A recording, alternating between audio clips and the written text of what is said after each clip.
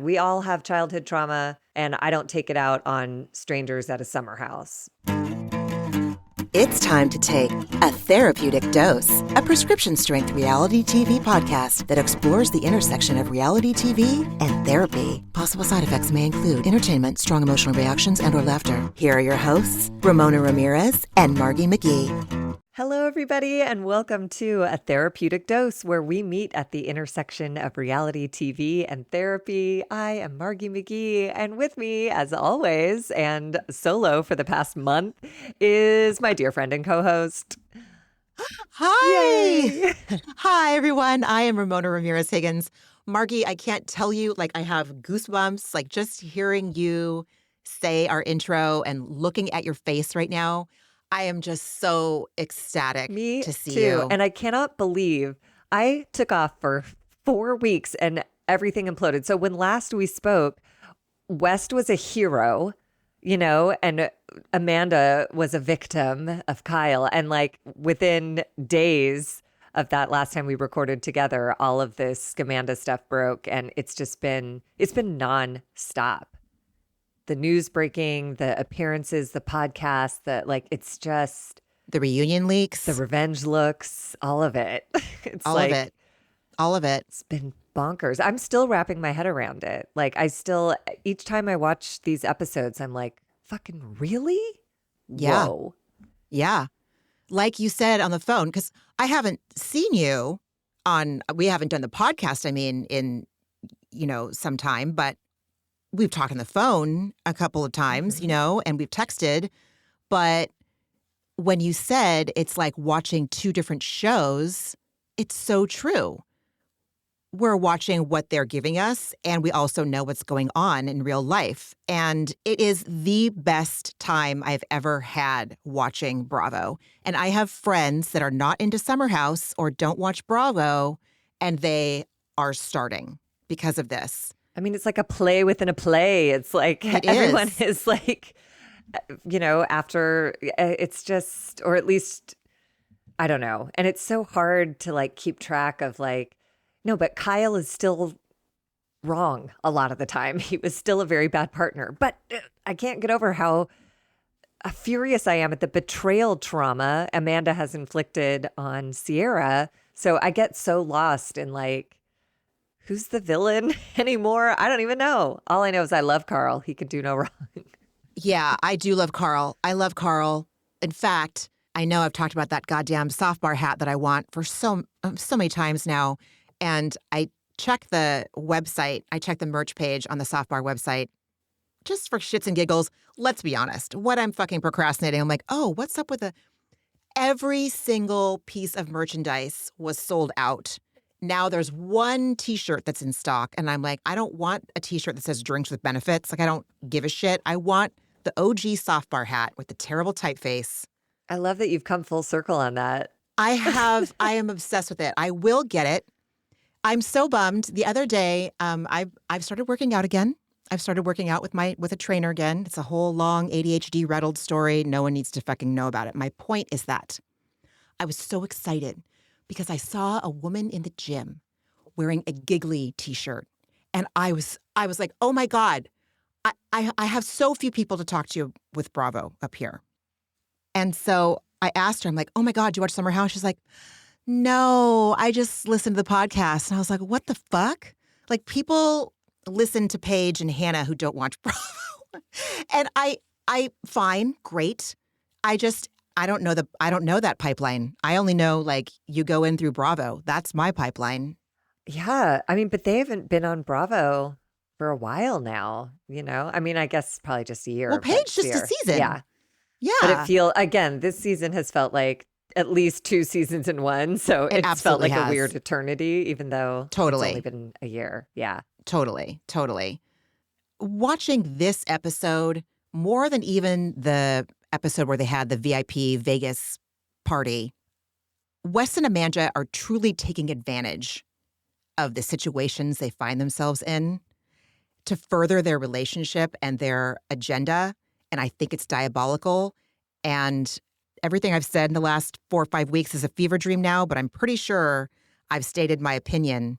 I know I've said it to you, that these two started, like they started months before they went back to tape season 10. I'm convinced of it. If I'm wrong, I will absolutely say I'm wrong, but I look at the two of them and I'm like, oh my God, this episode for sure. They were definitely distracted with one another. But that's the problem with a liar. I'll just never know. I'll never believe anything either one of them says about if or when it started, when or where. So it will always be a mystery because even if they tell us, they're both liars. So I don't know what's true. Yeah. A therapist once told me that like an affair requires all three parties in order to sustain itself. And once, one partner or the other is gone, it falls apart. So I guess my point is that it feels like West and Amanda's kink is the secretive nature of this, and like the way he moves his chair over, but nobody knows, but she knows. The way they hug a little too long and he holds the back of her head, the same way he held Ciara's head. Ew, gross. Like Disgusting. And then in this episode, telling his ex, like, that's the hottest outfit. Sweet. I was like, oh, you are a mess, dude. And I don't know if it's sex and love addiction because he seems to be getting high on attention, which is a symptom of that affliction, but he's certainly causing wreckage. So it doesn't seem like this is without harm anymore. It's normal to like sex, love, and attention. But when you start sacrificing other human beings for the sake of like your shits and giggles, then you're West Wilson and you're a creep. It's so wild. It's so wild. I can't believe we get front row seats to it. I don't know what they're going to show us in the finale, but I can't wait. Yeah. When they closed out season 9 and they picked cameras back up in December to touch base on Craig and Paige breaking up, what's the black title card with the dramatic music going to say? What's it going to show in this in this scenario, in this season? Oh, God. What history. This show is so good because even aside from all the scandalous West and Amanda crap, it's still a great show. Like, I still give a shit 100%. about Bailey, Kyle, So much. KJ, Mia, like everybody. I'm 100% invested across the board. There isn't a single scene where I'm like, fast forward, fast forward. Whereas in Scandival, like anytime Lala was on the screen, I was like, move it along. I don't care. Let's get to Raquel. Totally. Totally. Ariana and Tom. But yeah, this is still entertaining. Tip to taint. Tip to taint is right. Absolutely. Absolutely. So let's do it. Let's get back into it. Margie, I'm so excited to talk about this with you. We're going to be talking about season 10, episode 15 of Summer House called Full House. Full House. Okay. Everybody's there, Okay. man. Everybody's there. So we resume on August 30th at 10:09 p.m. And this is post-dinner party fight. Kyle has just left the front door. He's taken a can of Loverboy and tossed it at the front door. Whether he's thrown it at Carl or just thrown it, TBD, but Carl is following him. And remember, West is sitting next to Amanda at this point, inside Having moved at his the table. chair like the hero he is. So gross, dude. So gross. And then we just get like kind of a sad, reductive fight between Kyle and Carl. It's just two people at their wits' end flipping out. And like, we've all been there saying shit that, just saying shit that we know will hurt the other person. And hearing Carl talking shit about his DJ career and you're a fucking loser. However, Carl did say, you got to focus on yourself. And I was like, ooh, it's hard to pull that out of, the pile of crap that he just shat all over his friend. But like, he had a point. Kyle's never going to be happy until he tries to make himself happy. Loverboy didn't do it. Amanda didn't do it. DJing's not going to do it. Divorce isn't going to do it. Nothing's going to do it, dude. You got to like sit down and give a shit about tending to your own self and soothing your own self. It's 100% true. He said multiple times, look inside, look inside. He was angry, but he did. I was so disappointed in Kyle. I was so disappointed in Kyle's weapons of choice. Vagisil. Vagisil. I There loved was a it. lot of misogyny going on in this episode that I was not cool with. I was not But cool it was not with it was at not all. sober, and I am not one to pretend like I have not lost my damn mind. Instead, really stupid, offensive shit in the heat of like a breaking point, Yeah. And Vagisil, I At least he's shouted out a name brand. But more than that, like, yo, you're so sensitive. Carl's been he's so sensitive. Like, who really? That's what we're going to use as a put down, Kyle? But both of them, and same with Carl. You're a loser, you fucking loser. That's rude. But they immediately took it back. They both just boiled over, and I don't know. It's something I like about this show is that it's really human. And being human is fucking messy and ugly, and there's so much to apologize for along the way. And I kind of loved this because they have this stupid fight on the lawn, like, hit me, man. I'm like, you guys are not going to fucking fist fight, but okay.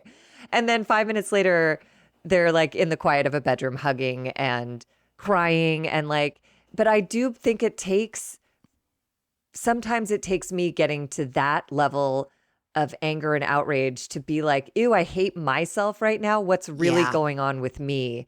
And then circling back to the person, hopefully having not done too much damage to say like, this is really about something else. And I think he said it, my life is falling apart. Someone suggested a separation and I don't find myself vehemently opposed. And that is devastating. It's fucking devastating. So true. It's so true. At one point, Kyle calls Carl a 6'5" motherfucker. And I'm like, merch incoming, dude. I would wear that so fast. I would wear it. I want a Carl's a Mess sweatshirt like nobody's business. Well, they are on hella back order right now. I know. Yeah, they are on hella back order. And everyone on the Reddit in the Summer House subreddit is like, where's my goddamn merch? I ordered it in April. A comment like you 6'5" motherfucker is how I know that this fight is not about what they're trying to make this fight about on the lawn. Sure. That's not an insult. It's a statement of fact. And it's just like, what is your point? Yeah. I mean, I guess that he's 6'5" and like he's the most fragile, blah, blah, blah. But like he is. And I love Carl because he doesn't hide that. And like, look at you, Kyle. You have a full on meltdown every 5 minutes. And I loved Carl, when he went to talk to Amanda saying like, how many times has he had a meltdown at the table? A fist slamming, screaming, crying meltdown. Remember the year when he wound up on a neighbor's porch? Like they were at dinner, and I think that was the one when he was like, some of us are dealing with real life shit. And then he got up from the dinner table and sat on some porch next door, and it was like a private home. I don't remember that. Maybe That's so funny. But I'm rewatching, and he sure has a track record of this shit. Yeah. For the people that are just watching Summer House for the very first time, again, welcome. Take a seat. The water is fabulous. Kyle freaking out at a dinner is absolutely at least going to happen once, maybe twice, possibly 3 times, just depending on the circumstances. The COVID season, for sure, multiple freakouts. God, Kyle. Oh, Kyle. You don't have to live like that, buddy. You don't have to. But it takes what it takes. It does take what it takes. It does. He is kind of plummeting to a rock bottom right in front of our eyes, and he even says it. My life is falling apart, Ay. So everyone has come, most people have come to the front yard. When Lindsay hears Carl start fighting, she jumped up and she went out there to try and intervene very, very quickly, as opposed to West, who kind of like lumbers into the foyer with a bottle of rosé, looks around like, do I really have to go out here and deal with these guys? It was so wild. Yeah, but I did appreciate West, though. Again, this is where it's so confusing, because at one point, Kyle's like, Carl talks shit behind my back all the time. And West is like, no, he doesn't. No, he doesn't. West is right. And I do believe Carl, and I know that Jesse used it as like a shit-talky tee-hee thing. Like Carl wrote a letter about Kyle not investing in Loverboy and how badly that hurt him and didn't send it. Well, that is a fucking healthy tool in therapy in 12-step rooms where 100%. You write it out. And then once all the emotion is out, you see in Al-Anon, like the number one question you're to ask yourself is, how important is it? And like, it's just fucking not, like Carl worked through it to the point where that is not the most important thing, because Kyle has supported him in a million other ways. And like, keeping the fucking cosmic scoreboard and putting finances on it. You gave me this, so you owe me that. Like, that's not a fucking friendship. So Carl worked it out, and he didn't talk shit behind Kyle's back. And anything he said behind Kyle's back, he has said to his face. Certainly now after this fight. I did praise West for saying that as well. He's not doing that. But he also reminds him, bro, you missed the anniversary of his brother's passing. And that's when Kyle says, yeah, well, I missed my dad's birthday the week before. Like, Kyle is really, he's out of his mind. Well, Wes doesn't even get his the mind words out. distraction. He's like, well, you know, he's also upset about, and Kyle fills in the blank and goes, the fucking brother. It's like, oh yeah, the dead one that died of an overdose in a gutter recently. Yeah, he's mad about that. Yeah. And not just that you missed reaching out to him, but that you made a special post for Lindsay's birthday. Like, there's a lot, Kyle. There's actually a lot there. There is. So you can dismiss it. And also, to me, that defense of like, oh, yeah, well, I also forgot my dad's birthday. If I had been standing there, I'd be like, wow, it sounds like you're in crisis. Right. All the people you love have become secondary to what? Are you okay? No, you're not okay. As someone who loves you, you're not okay. He's knee deep in it. It's so, oh my God. Kyle tells West, you don't even know what my freak out is about, because nobody knows. Nobody knows at that table except for Ciara, Kyle, and Amanda. But even Amanda doesn't know that Kyle knows that at the beach earlier that day is when Ciara said, hey, Kyle, by the way, I talked to your wife last week about the possibility. Like, what about the possibility of you guys separating for a month? And his wife hasn't talked to him about that. Ciara has. And he's learned from Ciara that his wife is open to that idea. So nobody knows. And I do think West also says you're mad at Lindsay, to be honest. Now, I think that West found it very convenient to blame it on Lindsay because, again, at this point, I think that Amanda and West have something going on. So let's just deflect, distract. Let's point fingers elsewhere. But nobody knows what Kyle knows about what his wife wants to do, which is leave him for a month. I have a hard time listening to how Kyle talks about Amanda. She doesn't care if I'm gone for 7 days or 2 days. She hates me. I have a hard time believing that that idea is such a surprise. I think what's hitting him is the reality of that has to happen now. It's never going to work. Like, he tried all summer to have a good summer. And when he's with Amanda, he cannot accomplish that. And I think that is what's landing. And he's trying to blame everyone else, but it's just heartbreak, you know? Yeah. And Wes is just all too happy to have Lindsay take the heat instead of Amanda take the heat, though. Yes, true. You know? However, I will say Lindsay drives me insane. I can't stand her usually. This episode, in the aftermath of this blow up fight, I saw why everyone loves Lindsay. The way she spoke with Kyle, the way she spoke with Carl, I was like, oh, I see where she is soft, you know, what Carl always asked more of from her. She does care. She is aware, telling Kyle, I know you feel abandoned and you can imagine your wife feels the same when you XYZ. And with Carl telling him, like, just take a deep breath, look at me. Like, that's useful shit. Yes, I agree. And I also think that when she first started, I don't think she had positive intent. Oh, I don't think so at all. I'm saying after it became an explosive near physical fight, she became a version of her that is not the reality TV character, Lindsay, that is a more complete version of a person that I've literally never seen before, even with her daughter. It always feels like a show. And you don't think it was because she felt guilty because she knows that she lit the match? Maybe. And she was just doing damage control. Sure, that might be what motivated it, but it still at least rung true. She could have been like another reality star and egged it on and got them to fight and hit and get the season finale that the producers want. But I could see her real care for the people and that she didn't want it coming to blows. Like, she did clearly want to instigate when she was, you know, tearing down Kyle on Amanda's behalf. But yeah, at a dinner party, like I would never, you would never, nobody would ever. That was for reality TV. But when it looked like two people she loves were about to harm each other physically, she was like, oh, whoa, whoops. Like, let me talk to you guys. I guess like whatever people. it takes Yeah. to get the ego out of the driver's seat Yeah. and the heart in there.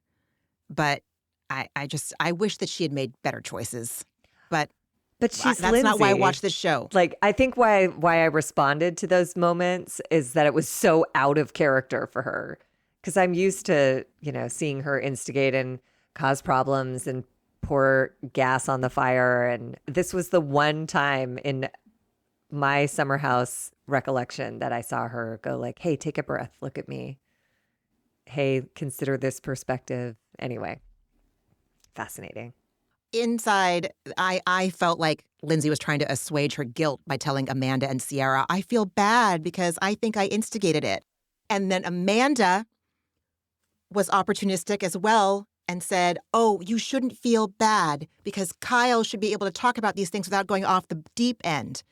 Amanda's facial expressions at that dinner, that was violence. She knows Kyle. She knows how to provoke him. And the way her choice of eye position and lip posture absolutely drove him crazy. And he said a hateful thing.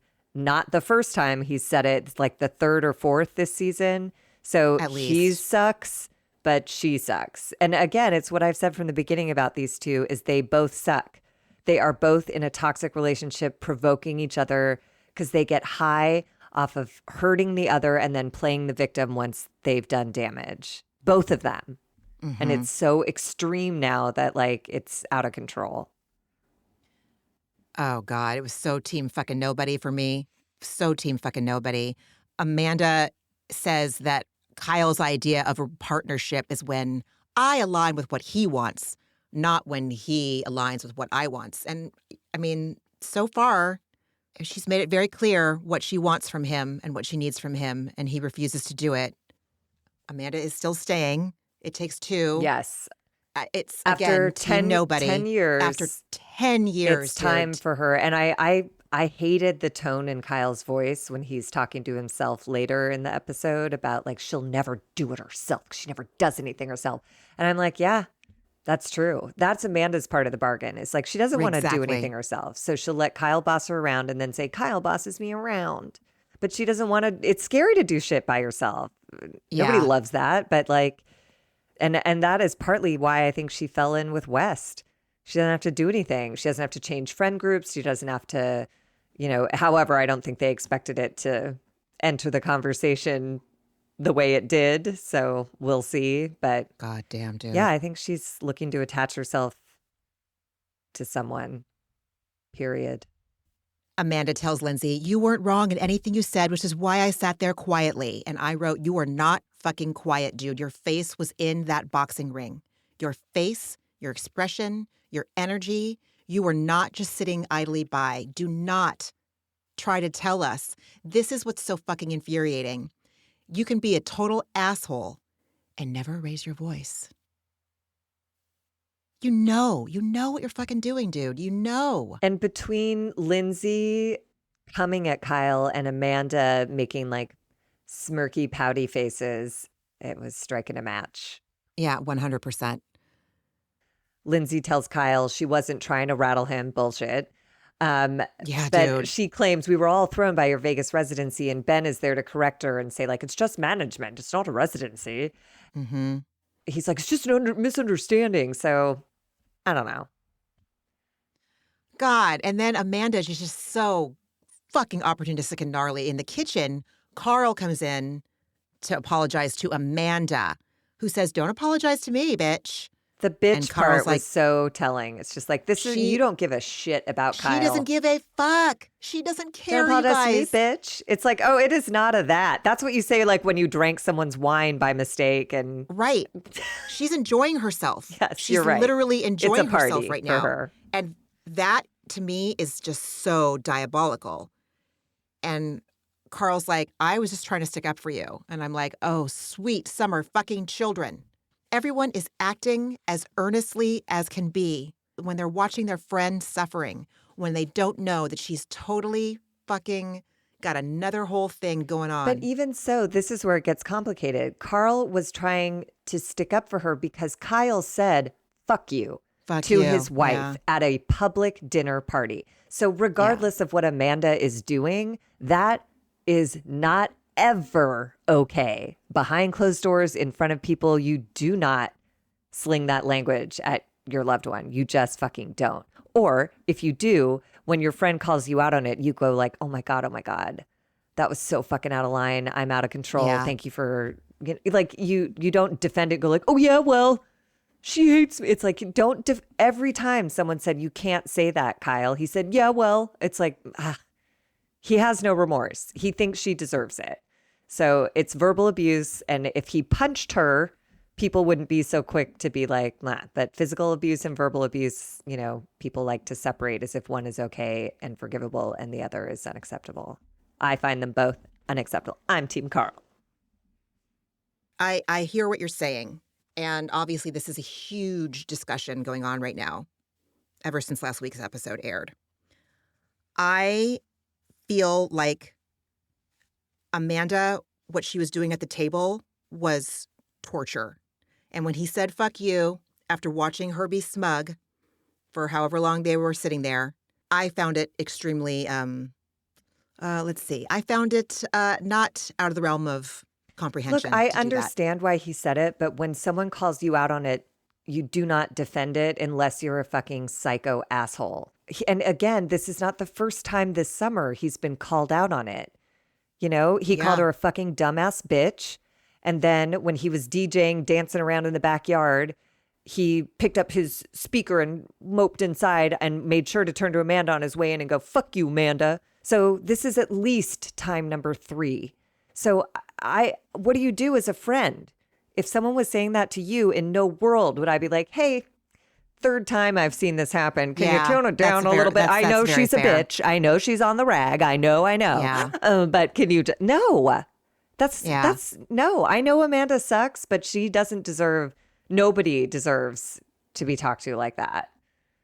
Oh, they are just toxic to the ends of the earth. Like they want to hurt each other, and it's working. That's where the team nobody piece is it's like everybody completely is provoking the other. But I do just think there are certain lines. You don't hit, you don't say fuck you, and God forbid those things happen, you don't defend that kind of behavior. Because Carl's right. At the end of the day, Kyle's left with Kyle. Do you want to be the guy who says fuck you to the woman you took vows to? You want to be that guy? I don't think so. No. Anyways. Amanda is extremely on board with all of the troops that have rallied around her to support her in her contrived victimhood, and it made me want to just barf. And I bet that they felt so stupid watching this back. I bet that this cast is just like, holy fucking shit. Like, I can't even imagine what Ciara is thinking. Like, you watch Mia and Ciara consistently just like hold the safest, warmest, softest space for Amanda to land, and she just like takes full. It is dirty. It's filthy. I've never seen it. I mean, it's atrocious. It's real hateful. Yeah. In the bedroom upstairs, Kyle is telling Ben and Lindsay that he had a huge conversation with Ciara on the beach earlier that day, where she told him about her conversation with Amanda, suggesting maybe they separate for a month. And he starts to cry, and he says he feels attacked. And Lindsay, this is where she's like, I feel really bad. I was just like, she's just focused on getting rid of her guilt and not actually listening to Kyle and what's making him feel so devastated. That was my take. Maybe it's just hard because if I'm in Lindsay's shoes, I don't know. It's just so hard. This is the man who just said, fuck you to my friend's face. And like, yeah, I feel bad, but also like, is that a surprise? The separation? Like, I can see being Lindsay and being like, dude, it's the best thing for everybody. I'm glad the conversation happened. And I see that you're in pain about it.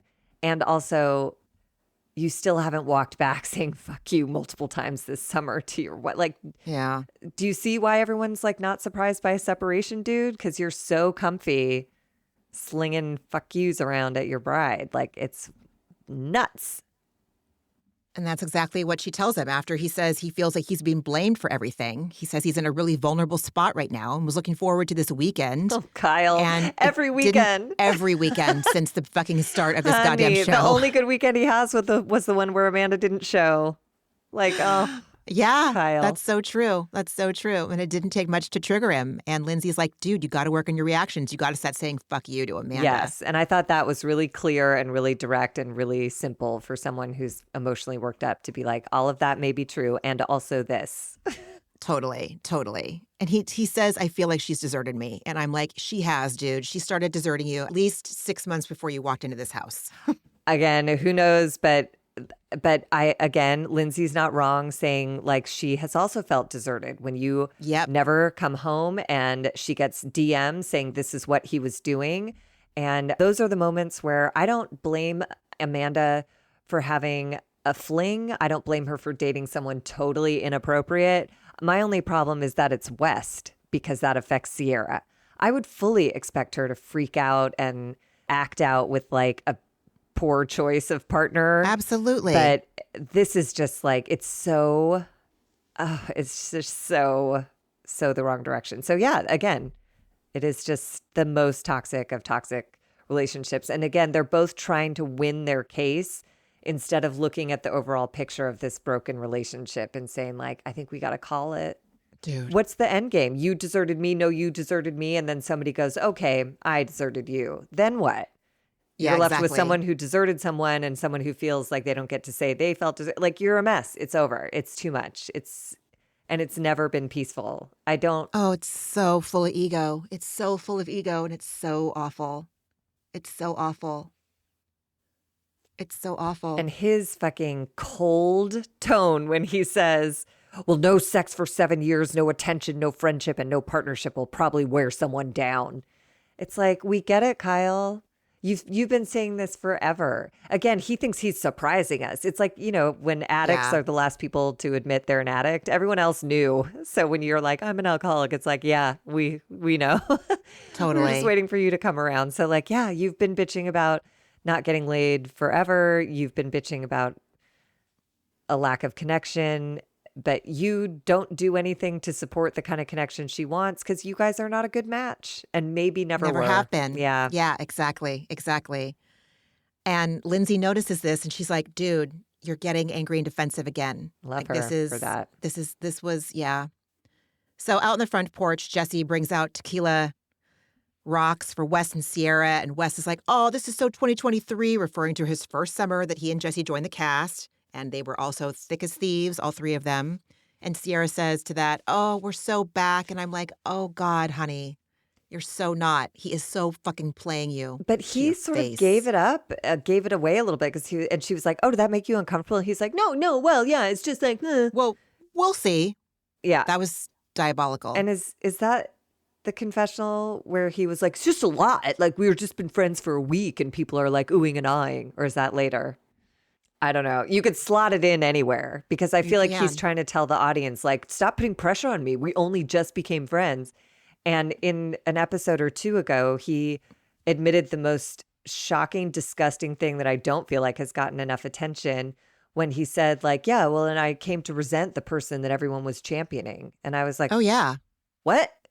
Oh, yeah. Oh, that is the grossest way to look at any situation, West. And I feel like everyone was like, and just sort of let it go. But to me, maybe it's just because we're in Scamanda times that I was like, oh, you're a bad guy. You're a bad guy. He's a terrible person. Yeah.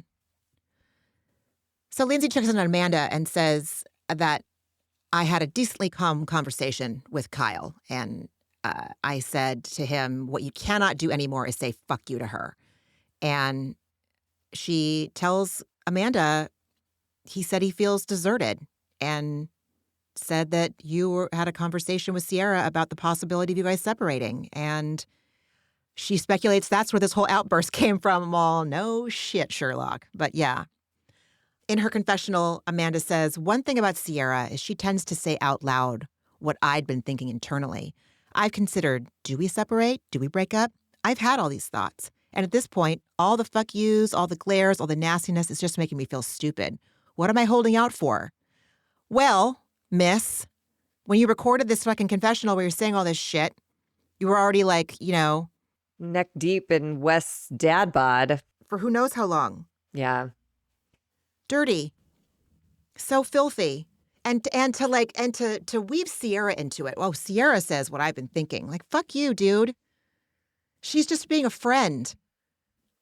You're so gnarly, Amanda. What's it like? What must it be like to wake up and be her, go to sleep and be her? I also think Ciara is all of us. Like at a certain point, it's just hard to watch this. So Totally.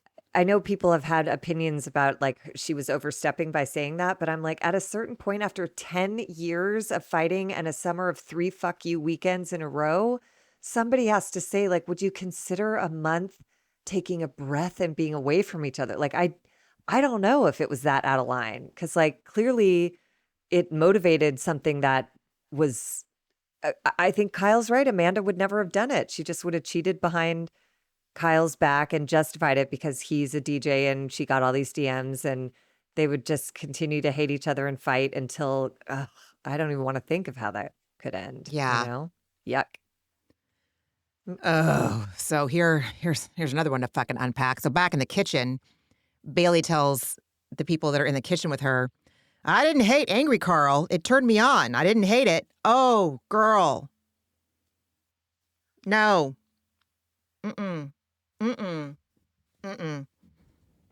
In her confessional, she's like, his neck was bulging. His neck was just like, oh, I loved it. His dog tags were flying. His hair was brushed to the side. This is my husband. I mean, in fairness to Bailey, Angry Carl is like an angry puppy.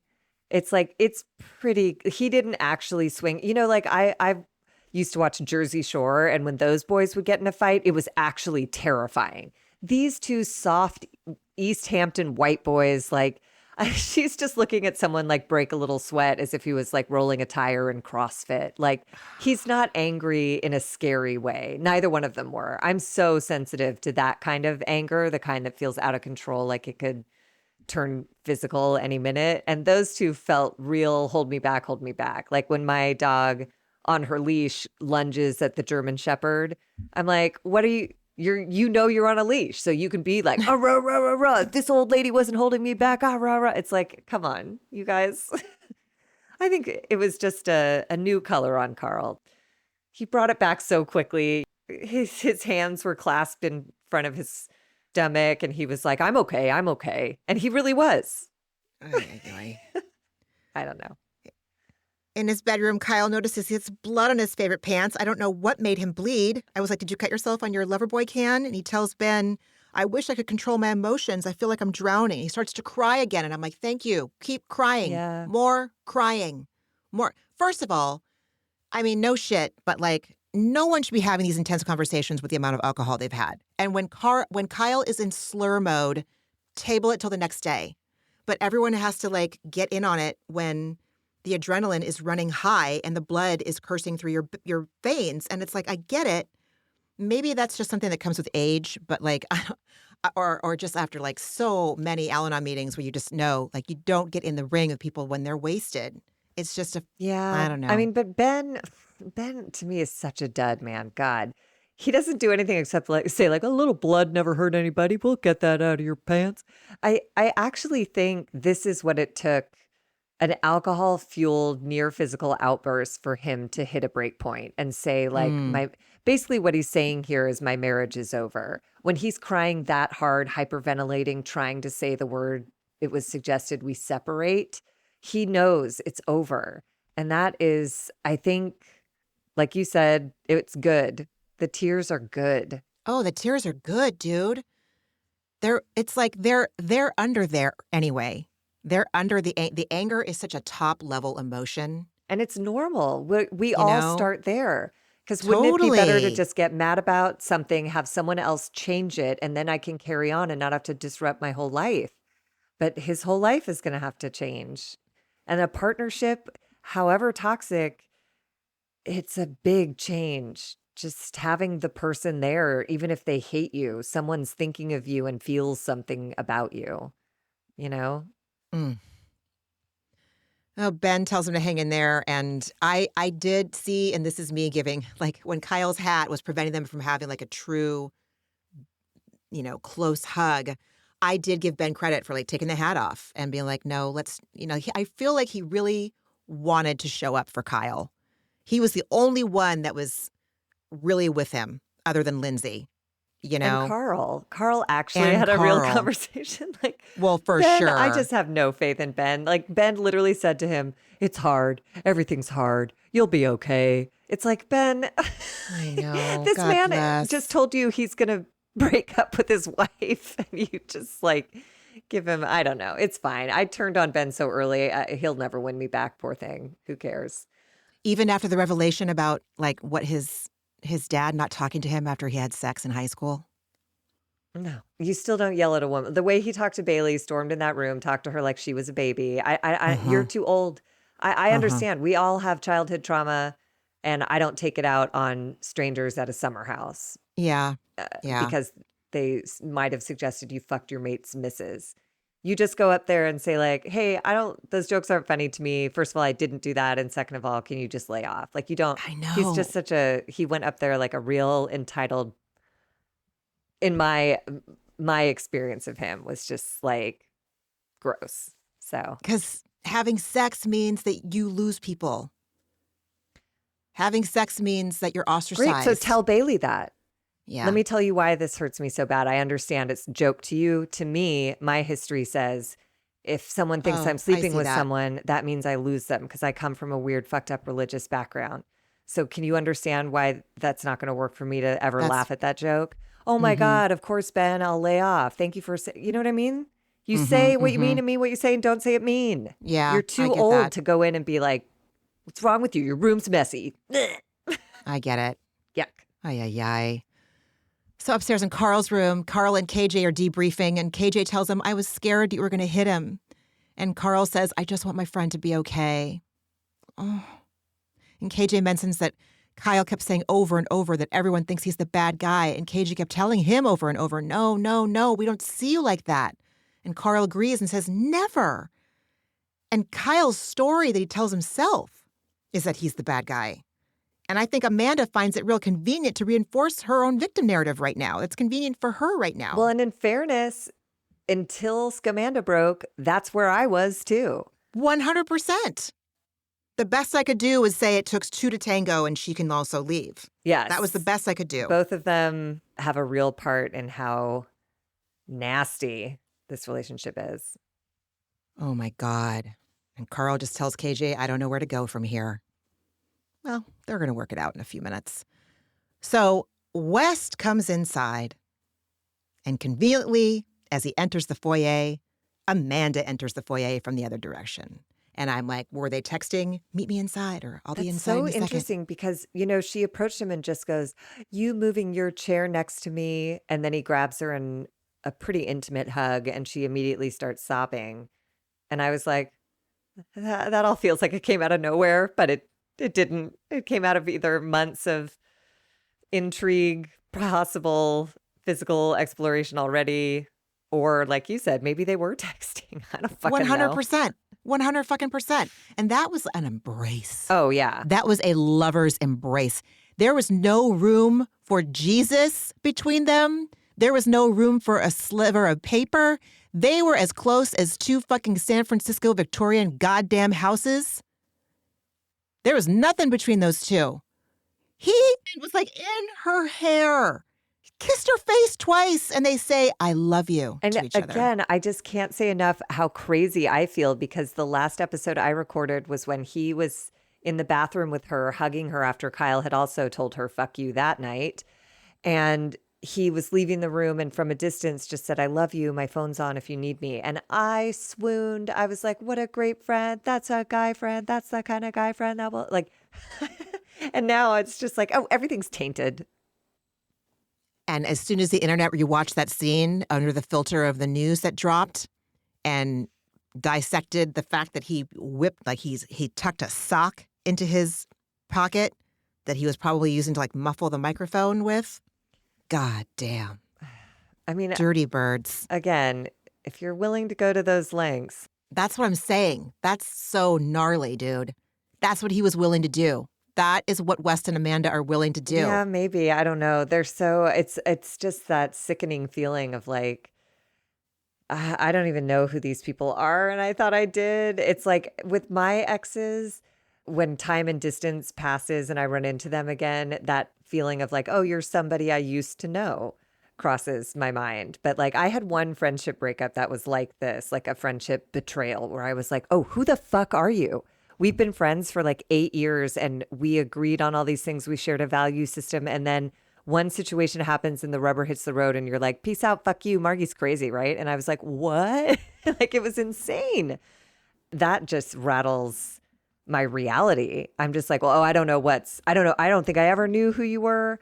And you can say to me, no, I'm the same person. I just did this one thing. I'm like, no, it's not just one thing. Like it's a whole lot of things that have to happen to make you make that okay. So that you're weird and I don't know you and that's sad. And that's a different kind of, again, it has a clinical name. It is betrayal trauma because it's like, Yeah. what? And I don't understand if I'm Ciara, I'm probably still having days where I stop on the street and look at something in the past and go, oh my God, was that even what I thought it was? I'm not Or even was it Ciara this? and I'm doing that. Exactly. Like, I can't Exactly. imagine. But that's why I'm so resentful at Amanda and West is like, poor Ciara, she's been nothing but fucking earnest this whole time. And just to take advantage of that, it's diabolical. So Kyle comes to Carl's room. They walk in, they're going to chat. They also embrace another kind of love, brotherly love. And he goes, we're going to squash this right now. So cute. Carl says he's sorry immediately, and Kyle also says he's sorry. Carl's like, dude, I made it worse. And Kyle said, all I wanted to do was squash it. Carl said, I've never been this heated in my entire life. And Kyle says, dude, I think you needed to get it out. And they both laugh and agree.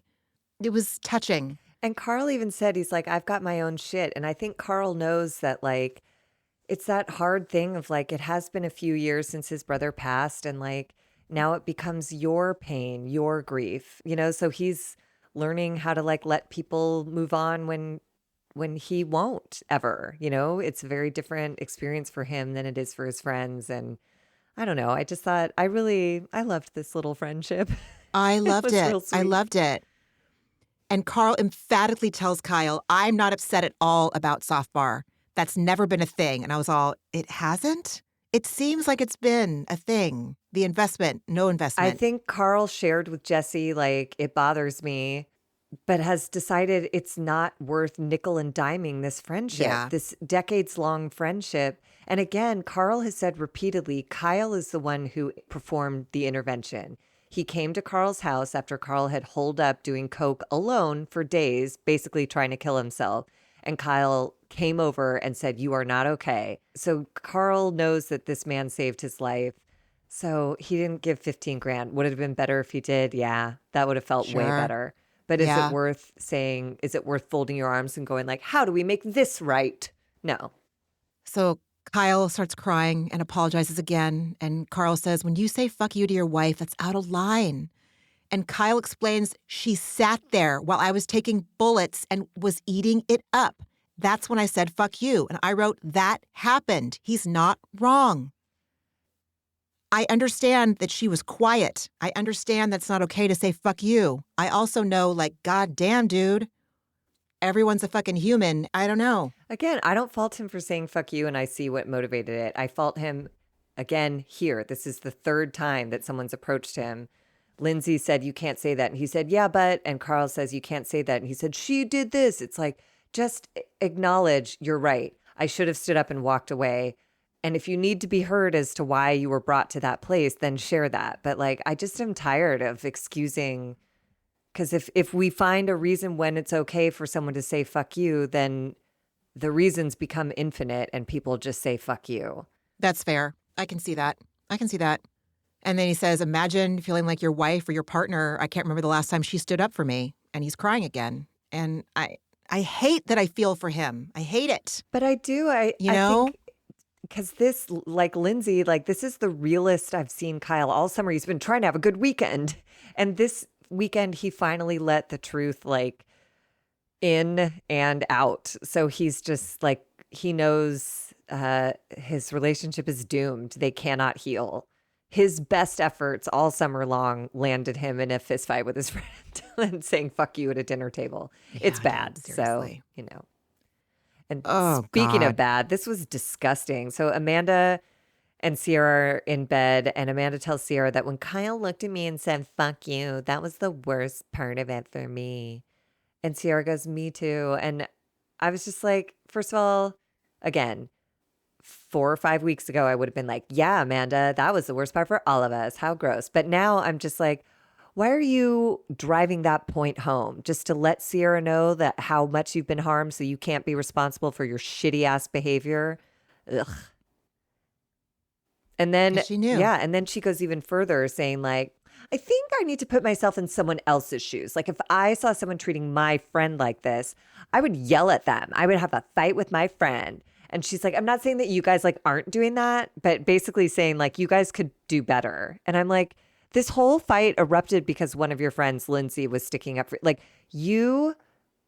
This is where I'm with you. Like she's laying the foundation here to have a fuck up oopsie with West and tell Ciara, like, you have to understand why that happened. I was dizzy from all the fuck yous and you guys didn't stand up for me, so I wasn't sure which way was up. And I just landed on West's lap. Fuck you. Oh, Oh, that's see? Yeah, see? I take it back though. She I pushed you. immediately She pushed you. caught it. She did push me. She pushed you. But yeah. The hours and hours of footage we've watched of Ciara genuinely, palpably pained watching her friend in this situation. Agonizing when she's with Amanda, agonizing when she's not. She is just so gutted over what's going on for her friend. And to have Amanda say, well, not that, not saying that you guys didn't, wouldn't do that, but I was like, are you out of your fucking white mind right now?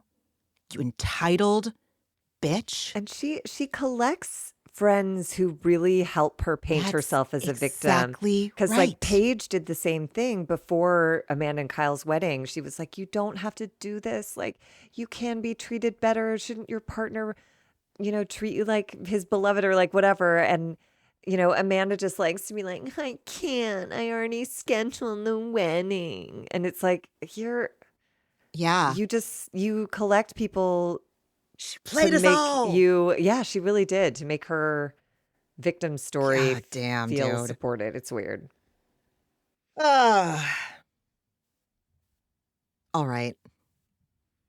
So we're back in Carl's room, and Kyle and Carl are talking through some more well-tread territory. But then we get to the point where Kyle tells Carl about the conversation with Ciara on the beach about separation. And that's when he's hyperventilating, said like, she said we should separate. And like he started absolutely sobbing. And Carl, oh my God, just the best kind of friend that I want in the room, just going like, I didn't know any of that. I didn't know any of that. That's so hard. There's something different about Kyle's presence than Ben just hugging him and being going like, it's tough. Carl was just standing there experiencing his, friend's emotion like real legitimately. And He was holding him. He was holding him where he was at versus Ben, which is trying to comfort his friend out of an uncomfortable feeling. Carl's just like sitting there with him. yeah. And then Kyle like admits and explains like, I've been trying to keep a happy face. And Carl gave him permission. Like, you don't have to keep a happy face. Basically, at least not in front of me. This is real. And Kyle says he's been a mess all summer. He's sobbing still. I feel like my life is falling apart. And Carl tells him he feels terrible for how he handled this situation tonight. And Kyle insists that this was a two-way street and both of them regret it and both of them forgive one another. And yeah, I mean, it's just like, and I believe them. I believe they'll get past this. And in fact, I'm sure you saw Carl on Watch What Happens Live, like when Andy asked him, like, you said, that his DJing sucked and that he has no music. And Carl was like, oh no, he is making his own music now and he's going to release it soon. And I was like, oh, so this is actions following up those words, Totally. They're going to be good. They're going to be real good. Neither one of them remembers saying you're a 6'5" motherfucker, being called Vagisil, you're a fucking loser. Like none of it. It's all forgiven. It was beautiful. I wish it broke my heart watching Kyle on the verge of tears, like the tears coming out of his mouth, and he had to just take a big old sip. I know. I noticed that too. It I was like, was heartbreaking. It was like I could feel it. I'm like, you don't have to do that, dude. You don't have to do it. But he did. yeah. He did have to do it. And then we touched back with Ciara, and me and Ciara are now with Amanda, and Amanda's like now apologizing for this, like the fourth time this summer that you've had to give me a pep talk.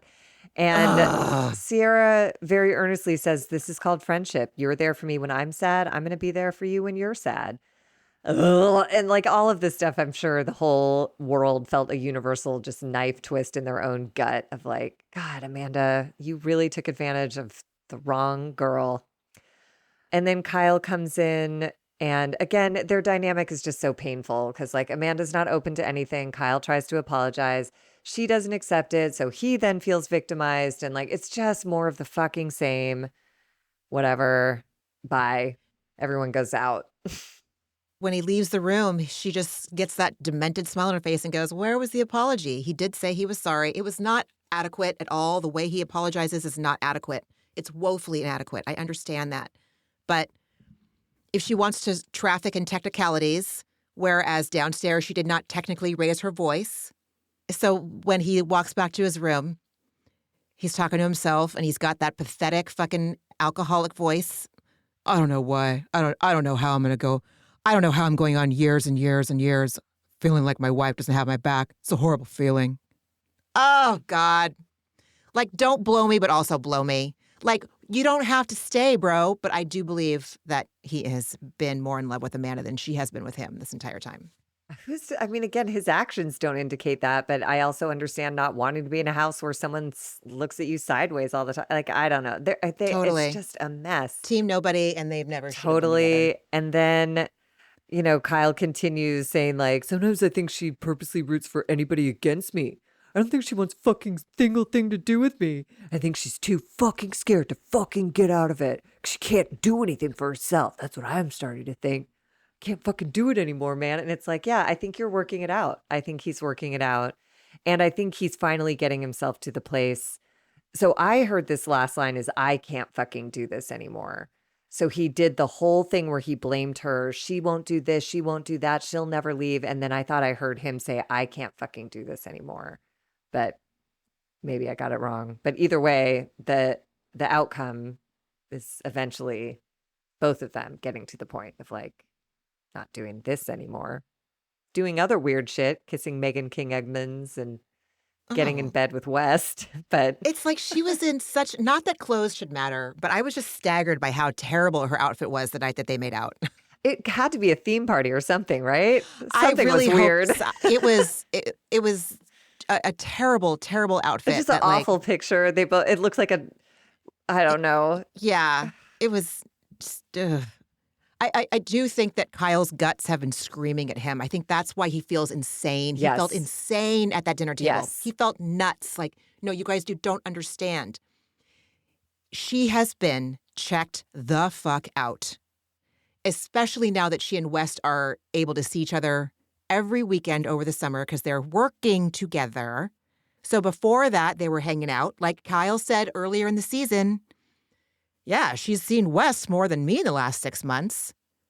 Yeah. So, like, he doesn't know, like, his gut has been telling him something's fucking up. She's checked out. She's checked out. She's checked out. He just didn't know how checked out and with who she was checked out. But if I were Kyle and I found out about this, I would have felt like, oh, my fucking God, I'm so relieved. I wasn't fucking nuts this whole time thinking that it was something that wasn't or thinking that was something that wasn't. I don't know. So everyone's getting ready to, I don't know how the fuck they can all go out, but I am also not in my late 20s to early 30s. So Kyle's in his 40s. Well, And Kyle so and is Carl, Carl, old, but yeah. And so is Lindsay, but it's the last weekend. You know what I mean? Yeah, you're so I right. think they're just like, let's blow it out. So Kyle asks Amanda, she manages to go back down to their bedroom and he's getting ready to leave. And he's like, are you coming? And she's like, you don't want to say anything? You're just going to go out? He's like, I tried to talk to you upstairs. And she's like, but you were talking about yourself. Like, it's never going to be, she is so shut off. It doesn't matter. He could come in with roses, although that would be bullshit too. Like He did. He bought her a watch. It's he like did. He bought her that. they've tried everything. Like to Yeah. their credit, there's that therapist who used to say you have to earn your way out of a marriage. Yes. They have tried everything, and every single road leads to toxic, explosive, nightmarish blow up. So they tried it all, and the hypothesis that this marriage is broken has proven true. And he lost me here because his tone was just real shitty. He says he's sorry again, says sorry for saying F you, sorry for ruining dinner, sorry for ruining the night. And she's like, oh, that's not what you should be sorry for. Oh my God. But she lost me there. It's just like, do you want to have this Totally. conversation, or you I just want to know. punish him before he goes out? I know. And then it just seems like She does. the latter. Yeah. And it Yeah. seems like that's their routine is he apologizes. She says something shitty. He goes out anyway. Like all of it's terrible. And it's all just terrible. a stew of mess. So whatever. And then, oh my God, they go out and come back and the door made a fart noise and started to stick again. And I was like, yes, on the last day of summer, we get our final castmate back in the house. Oh my God, the door. I know the door was like, enough. For those of you who have not watched Summer House since since they moved into this house, which was not, this house was after COVID. I think they came in 2021. I can't believe I know this shit. I mean, the door makes it so memorable. It's literally like the stair in is. Modern Family that in every single Absolutely. episode of 11 seasons or however long that show Totally. ran, he's like, I got to get that fixed. But humorless Ben, like the door makes a fart noise and Ben is like, I guess it's broken. And I was like, have a laugh. You've been out all night. Fucking go ahead and Ben. giggle, sir. It's okay. Anyways.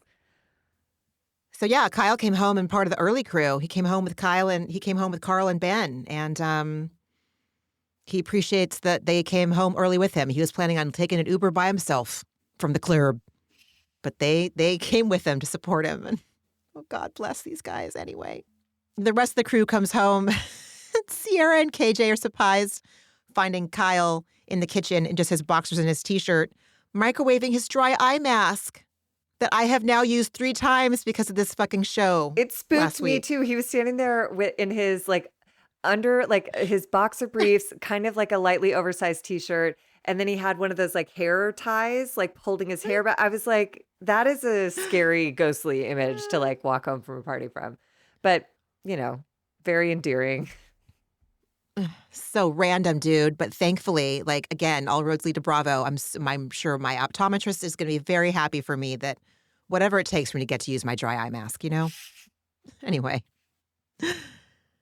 This was a weird scene that's been, talked about a lot, dissected to bits and back. In the kitchen, Jesse asks Kyle, where are you sleeping? And he's like, in my bed, bitch. And Kyle asks West to the side, imagine if Jesse said, yo, I was trying to sleep with your wife. And West, for all of the joking and the bullshit that he does to like have a good time, he doesn't smile or laugh or do anything but violently shake his head no. Like, nope, that's not going to happen. Fucking your mate misses, man. Right? And then we're in Jesse's room and there's some hijinks about who's going to sleep in what bed. And maybe West and Jesse will sleep in one bed. And West's like, who's going to keep that rule? Implying that maybe he and Ciara would share. Like the whole thing is just like messy, confusing.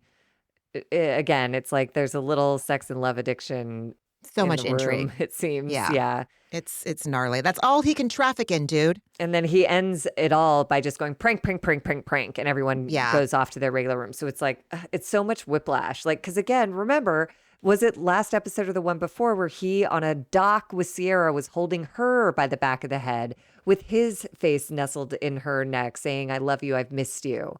Like, it's confusing to me and I'm not in their relationship. Like, it's so weird. The next morning, we get our classic Kyle trying to snuggle with Amanda, and just he starts by saying, I'm sorry, which is just the saddest fucking refrain in this marriage. God. At some point, we're in West and Jesse's room, and West is on his phone looking up snakes.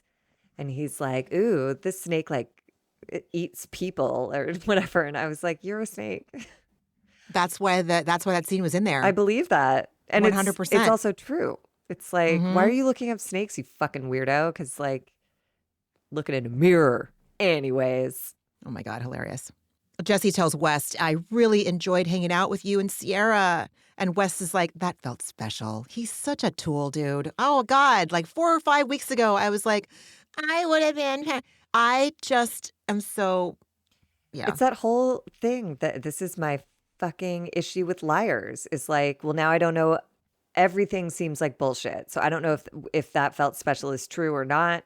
And I'm going to Right. have to assume everything you say is a lie. So how sad. It's so fucking hollow. And I just thought this was so shitty that Wes said that after he and Ciara had talked, they had the what do we talk about now moment. And he said, I knew you were never going to make out with Jesse. And it landed. And I was like, you're so fucking rude. Jesse already felt embarrassed. He went through that whole fight with Ciara where he was legitimately like ashamed. Like, you know, and West saw all that. Like, it was just so unnecessary. And like, West is a dick. I think he's just a dick. I think he's like He a really Barstool is. Sports kind of just arrogant New York fuck.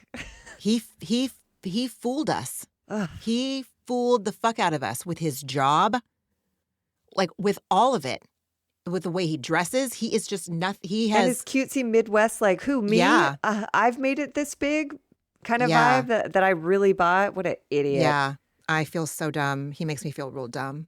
Fuck you, West. But Jesse, Stupid. the last 2 episodes, I found him completely charming because he just breaks it all down right here. He's like, look, the best thing I could have done would have be to say nothing, but I thought maybe asking my friend if you still had an interest was the right way to go. And last episode, he said that he was seeking a relationship with Ciara to soothe some loneliness in himself, but now he realizes he just has to spend more time working on himself, and how he felt so much better being of service to his community. Like, he is exhibiting some real growth. And I can't believe that I'm saying I appreciate Jesse Solomon, but I do. I get that. And I'm right there with you until I remember that he is talking shit about Carl about the email and telling Kyle and like laughing about it. It just feels like what Josh said. Jesse is going to say anything in the moment to get the love, the accolades, the attention. He is a little gossip, something. but I will say he seems changed by this I West think so, too. betrayal, because what he's learning, which I had to learn as well, is like pleasing people and doing around them what you know they like does not spare you from a shitty person's harm, hurtful, painful, dismissive, make me feel disposable harm. And I think Totally. Jesse's like coming face to face with that. He's having a real life lesson moment. So I'll be curious to see how he emerges from this, because like gossiping is really sweet and delicious and juicy until you realize that you've talked shit about a nice guy to a guy who's a piece of shit to Yeah. you directly. He Yeah. lied. Jesse said, we spoke for hours and I asked him directly, are you fucking around with Amanda? And he said, absolutely not. No, no, no. He denied it to his face. That is a criminal. That is a He hasn't creep. cut him off. That's the thing. He's still like, West was one of my West was one of my best friends. I mean, it's confusing. Like this Oh, friendship betrayal God. that I referenced, I run into this girl on occasion, and every time I see her, it's confusing because it was one of my closest friends for a really long time. And to see that person, but also know what they're capable of, is such a weird mind fuck every time. Is this the person that I have planned out what I would say? Yes. Even though I don't even know what she looks like. I believe it is. Yeah. But yeah, I run into her occasionally now, and it's totally not charged. In fact, I saw her after this like sweaty yoga class, and I was so delirious. Like, she gave me a what's up kind of head nod, and I didn't do anything back. And then because I didn't realize it was her. And I just walked up to her after, and I was like, I'm sorry, I'm so delirious after this class. I didn't realize it was you. Nice to see you. And then I just left, and I really meant that. But it is weird because like then I got in my car and a flash of 8 years of friendship and shared life passed before my eyes. And I was like, yeah, both of these things are part of my experience. And I prefer black and white to gray or messy. And that is not life on life's terms. So anyways. So at the end of that conversation, Wes wonders out loud, I wonder how Amanda's doing. Yeah, I bet you wonder how Amanda's doing. Skank. Both of you are skanks. Yeah, go back to texting her your snake pictures back and forth. Yeah. Yeah. Sneaky snakes. On the couch, Amanda tells Lindsay, Kyle apologized for going out last night and leaving me by myself. And Lindsay's grossed out that that's what he apologized for. But Amanda is not giving her the full fucking story.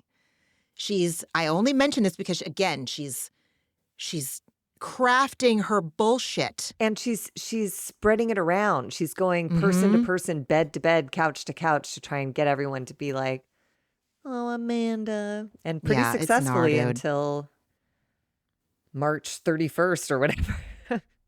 So here's an example. Here's an example in this scene of two earnest, caring people who are victim to Amanda's lies and deception and betrayal. Mia and Ciara are in Ciara's bed. Mia tells Ciara, you know what pisses me off so much is that it's our last weekend. We're all going to go home, and Amanda has to go home and deal with that. And if he's okay speaking to her like that in front of other people, what does he say to her when they're alone? And Ciara says, it makes me not want to be Kyle's friend.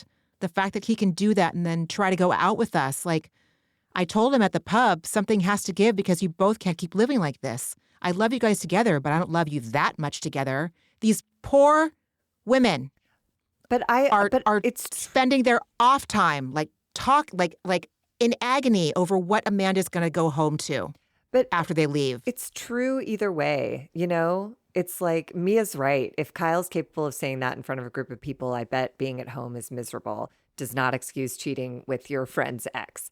And Ciara is right to question her friendship with Kyle. Like, what kind of a guy says fuck you to his wife, doesn't apologize, and goes out on the town and parties? And we saw the video from inside the club. He's smiling. He's the one holding the camera, bouncing up and down, having the time of his fucking life. Like, it is confusing, you know? So confusing. And they were just operating with the information they had, you know?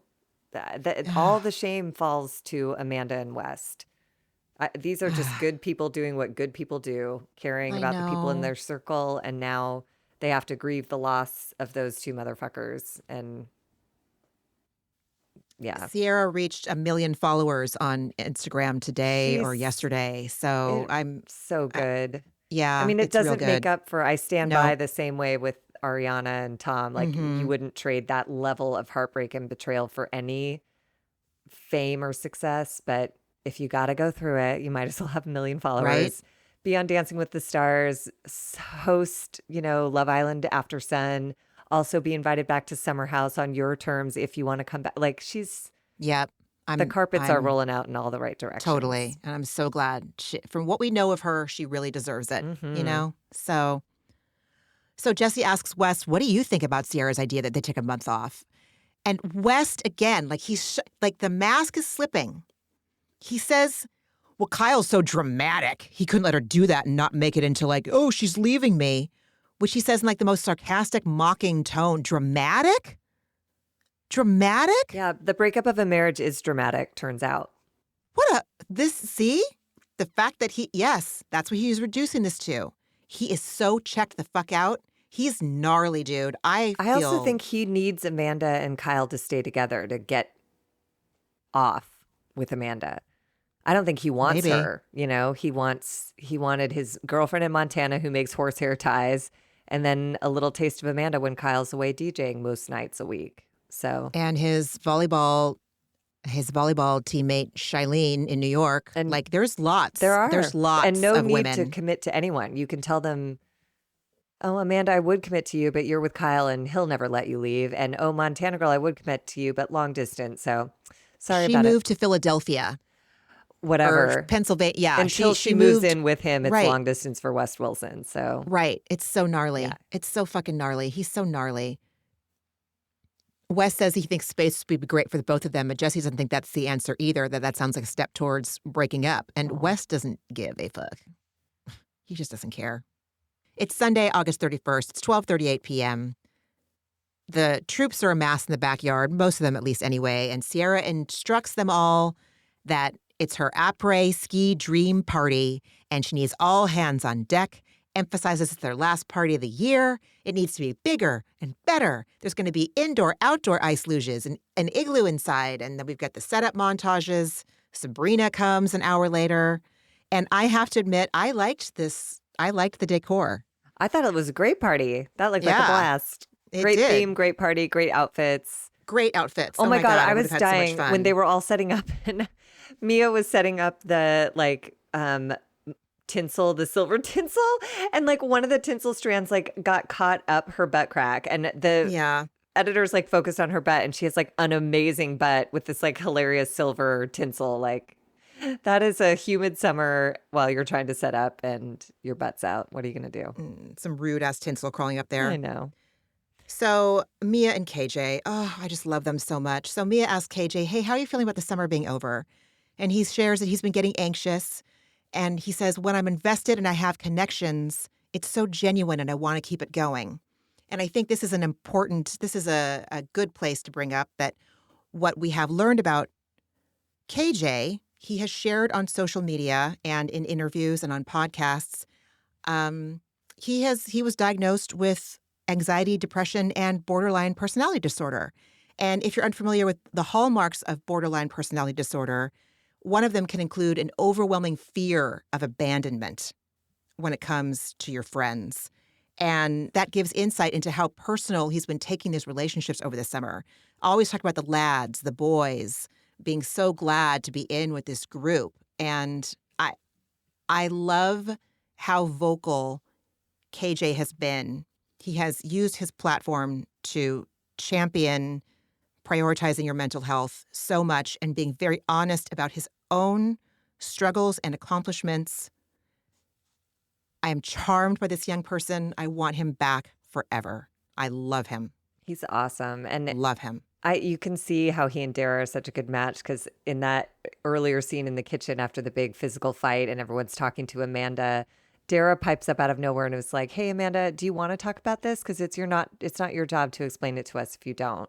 Which was such like, I was like, oh, no wonder you're with KJ. The two of you are just so thinking in that way. And it takes a lot of work and a lot of healing to get to that space. So I see why they're a good match and they've gone the distance thus far. And then he asks Mia about the holidays, and she's like, I usually went to Chicago, but now with my mom being gone, I don't know if I'm going to do that. And he's like, well, my mom's planning to be in New York, so if you want to join us. And he's like, you're fam. And he invites, this means a lot to her. Yeah, he said, I told my mom, you and Ciara might pull through. And I was like, cute.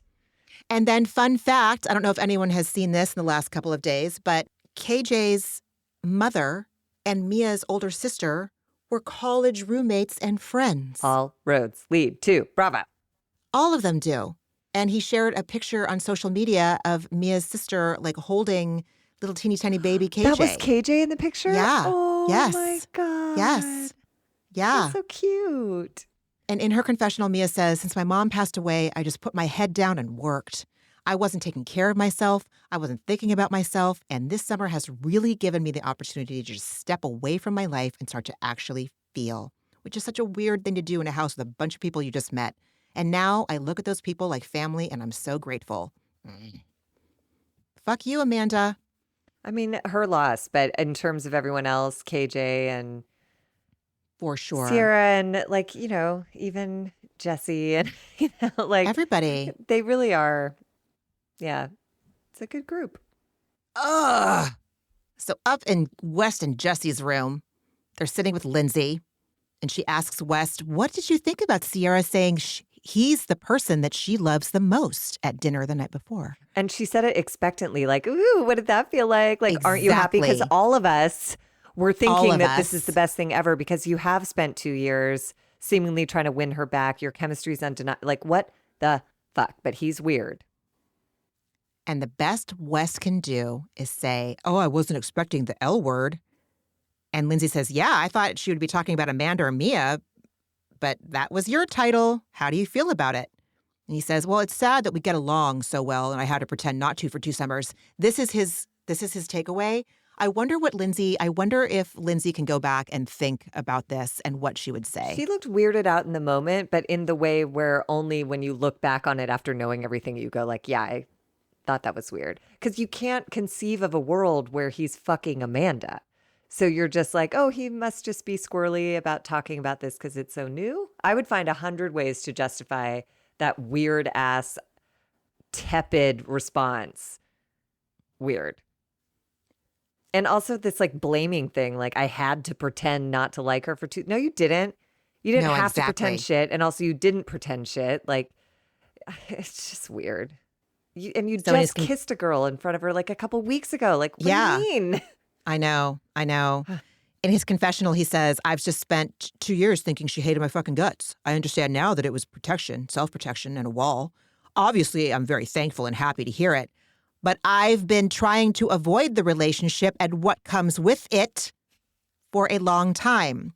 And now we're back to like oohs and ahs. It feels good, but it's a lot of process and kind of confusing. That's Now, not- obviously, when he taped that confessional, he didn't give a shit about Ciara no more. No. He and Amanda were having their secret, physical, whatever, probably. And he's so full of And shit, saying, I he's understand so now that it was disgusting. self-protect. No, you didn't. In that heartbreaking reunion when she said, I don't give my body to just anybody, and I'm going to have a difficult time rebuilding with you. Like, you knew then because she said it like real clear and she was crying and she had your attention. And maybe you even cared back then. Probably not, but maybe. So trying to sell me on this is just like, It's fucking diabolical and and avoid the disgusting. relationship and what comes with it. Oh, get ready, Amanda, because this narrative is coming your way too pretty soon. Oh, Yeah. if it hasn't already, right. So for some reason, Lindsay says, you have a way about you, West. You're hard to hate. He was hard to hate. He And was now he's a snake. gnarly. So at 4:17 p.m., Matt and Katie, who are, I only mention it because they are shoving the In the City cast on us in this party. Oh. Yeah. So Matt and Katie are Kyle and Amanda's friends. They show up. They're going to be on In the City.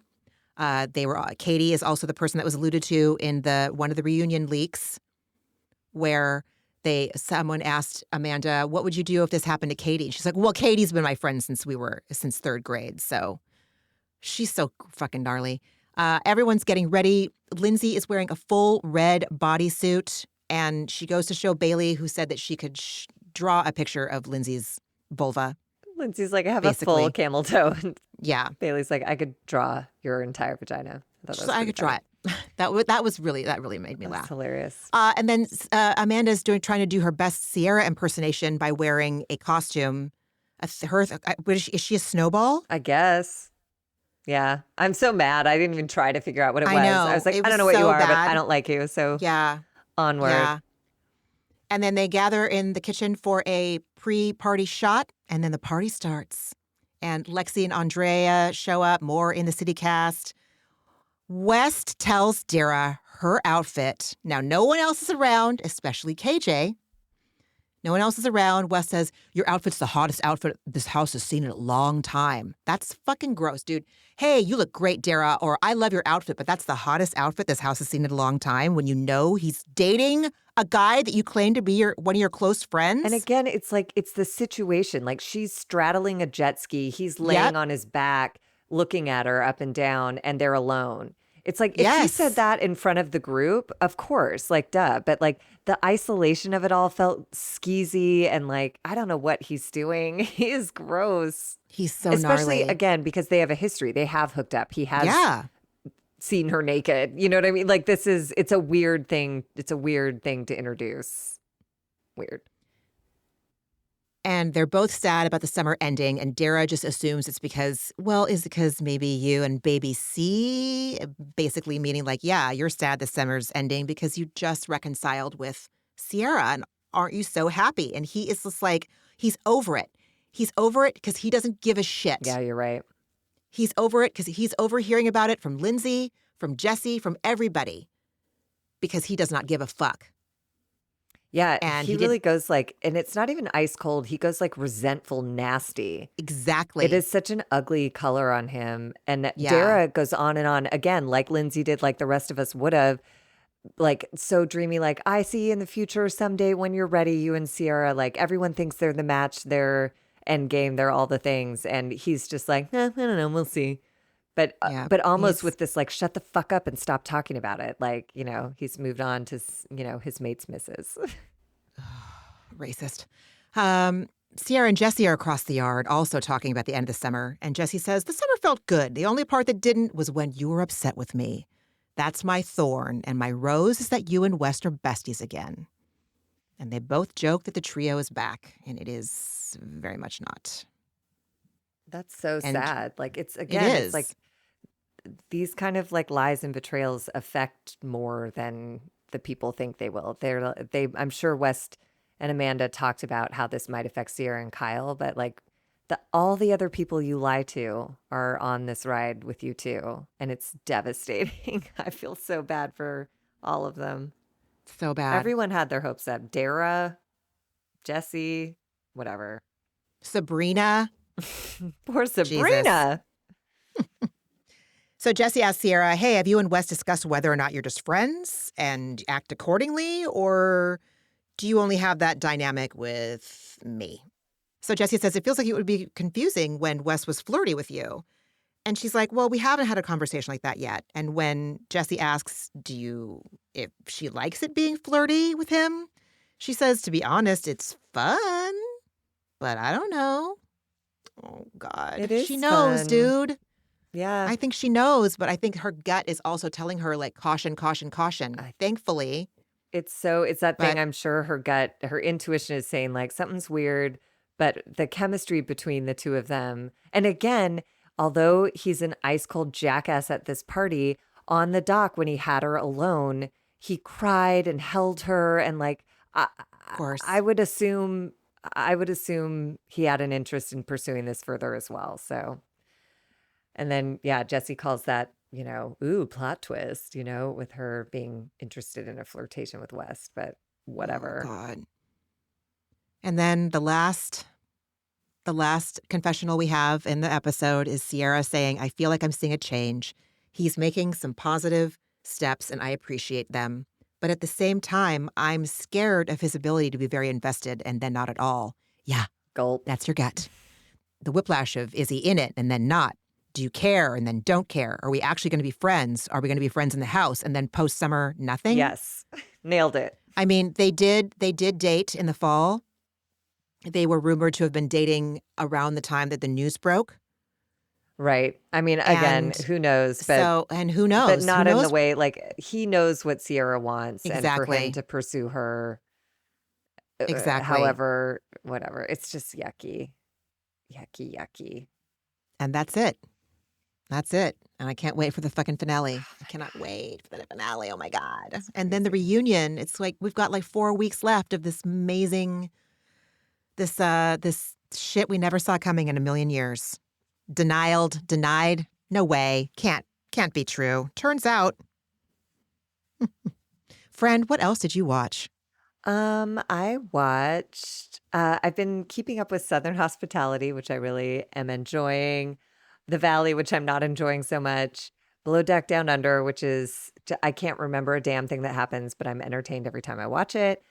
And then I spent last week with my family, and my aunt suggested that I watch this documentary called Dinosaur 13. It's about the most complete T-Rex set of bones they've ever found, 90% complete, but it involves all this stuff of like anthropologists and lawsuits and the FBI and jail time and a Christie's auction. And like, it's just not like a dinosaur bone story. It starts with anthropologists with their like little brushes, going through sand and dirt and stuff. And it becomes this like gigantic, dramatic, like epic, weird thing. And it all culminated in all of us going to see these dinosaur bones on display at the Natural History Museum in Chicago. So it was a great full circle event. But it really is a great documentary. It does not, it sounds like a PBS snooze, but it's literally like, what?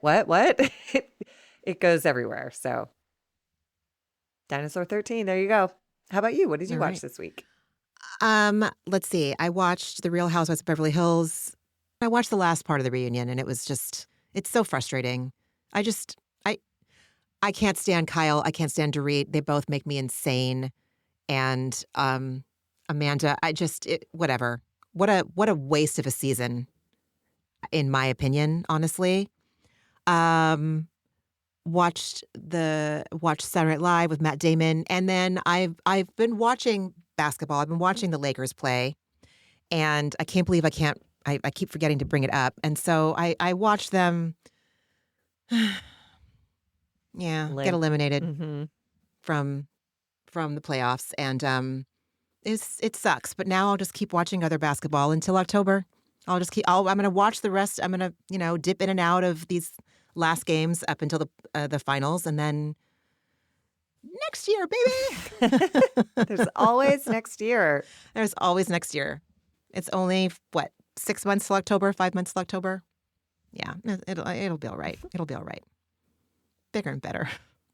Anyway, friend, what was your antidepressant? My antidepressant was this family time that I had in Chicago. We were there for my niece's graduation. And, just like therapy wise, we're about a decade ago, we sort of launched into a new family era, being a bit of a modern family. And it has taken the better part of that decade. Like, we have not hung out like seamlessly in the past. It's been tense or there's been conflict and whatever. And it took us all those experiments where we, missed the target by lots and lots to finally make our way. Like this week was really exquisite. We found the perfect balance of hanging out and not hanging out, and kids getting time with the people that they wanted time with in ways that everybody was fine with. Like it was really lovely. We kind of nailed it, and it was a very happy weekend.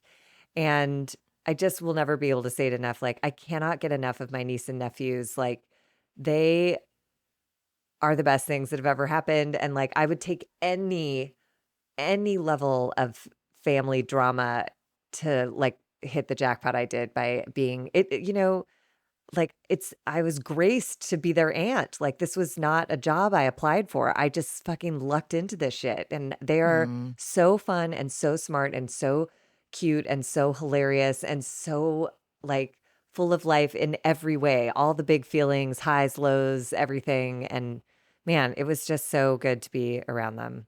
I'm just the luckiest. It was I felt very lucky last week. So that is a big antidepressant. Oh, I love that. Too. And how about you? What was your antidepressant? I worked with ketamine last night, and it was fucking hooked a sister up. It just continues to blow my mind how just immediate the shifts can happen. Like while I'm on the medicine, headphones on, eye mask on, like, okay, seeing the truth. It dissolves my ego on impact. Like as soon as it starts running through my blood, I'm like, okay, I see, here we go. I see the truth. I see it. And I'm very appreciative. I'm very appreciative to this medicine and the other psychedelic medicines I work with all the time, every day. Yeah. And I started working out again last week and this week with my trainer. It's a long story. I'm not going to share. I'm not going to get into that. My point is that like, I thought about what you said, starting off your day with a vigorous workout has really helped. And I'm waiting for those benefits to kick in. Like the best I can do right now is that like, I'm glad I'm out with clothes on and I'm not home isolating, wondering what the fuck to do with my day. I did something. But like, I have yet to feel the like, the endorphins or the whatever. And it's like, and I'm sweating weights, like with a trainer, like I'm doing the thing that my physicians meant, and my therapists and my psychiatrists are like telling me to do. And I'm like, okay, but I have faith it'll kick in, going for some walks on the days even on the days that I do work out, I'm going for walks. So I'm showing up, even though I'm acting as if until like oh my God, I know a workout's going to make me feel better. I mean, because right now I'm not there yet. yeah. And I'm like, where's this bullshit? But I know that if I want to, I know what I need to do. I know I need to like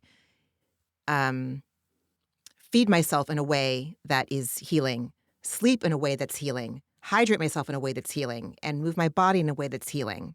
And demand, what do they call it in ADHD? Demand intolerance or something like that has how I've looked at working out. But I also know that if I want my mental health to be in a place that I don't feel like it's in right now, I've got to do all the things And so I'm showing up to do it. But so far, I'm still like, all right, what you got, workout? There was a time when it really did used to like make me feel great. And now I'm just like, okay, well, I got out of the house. I left the house. That's actually a huge deal. Like you I shrug guess that it off. just doesn't Like, feel very big. well, I mean, it builds on itself and it's training. It will. It's like, it's not like you show up and you're trained and it's over, Yeah. And I think Yeah. whenever I shared about this is 5 months in to consistently doing this shit. And it's not like I felt like jazzed about working out. I just noticed one day, like I'm standing up straighter without having to think about it. And I was like, oh, Yeah. that means muscles. Oh, that means something in the last 4 months took. I'm not having to correct my posture to stand up straight. I noticed that I was standing up straight and I was like, that's great. And it took a really long time. And I certainly didn't notice it happening, but it was cool one day to notice I was like out walking the dog or something and being like, oh, look at you. You're not hunched. Normally around here is when you have to straighten yourself up so you don't look like a question mark. Yeah. There you go. Yeah. Yeah. I know it'll come. I have faith. I mean, And if it doesn't, oh well, I'm doing it anyway. the only thing you do perfectly is keep coming back. That's exactly That's what it. I'm doing. There you That's go. exactly what I'm doing. Friend, I am so glad that you're back. I can't even tell you. Yay. I'm thrilled. Just Thrilled. thrown into the fucking muck and mire of Yeah, the dude. close of summer 2025 with these weirdos. Seriously. Hooray. Oh, I love you so much. Everyone, take care of yourselves, whatever your list looks like. Getting out of the house. Getting out of the house counts. Yep. It does. Anyway. That was No, it does. one of my It therapist's does. first instructions of like, go get your coffee somewhere else. Yeah. Just because Yeah. you're forced to interact, you're forced to like, Totally. Yeah. Totally. I agree. All right, everybody. We will be back next week with the finale Yay. of Summer House. We'll talk Season next 10. week. Okay. Bye, everybody. Bye. Ramona and Margie are obviously not doctors and do not provide medical advice. Their content is intended to be used for entertainment purposes only. It is not intended to be, should not be interpreted as, or used as a substitute for medical advice or a diagnosis of any health or fitness problem, condition, or disease, nor a recommendation for a specific test, doctor, care provider, procedure, treatment plan, product, or course of action. My mom isn't a doctor.